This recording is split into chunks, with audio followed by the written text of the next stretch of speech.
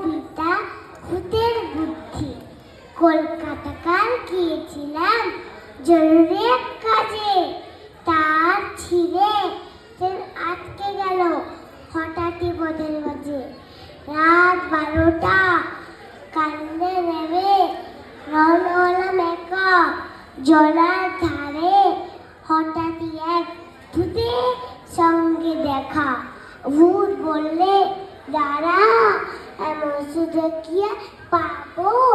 এক্ষুনি তোর গাল মুটকে রক্ত চুষেই খাবো।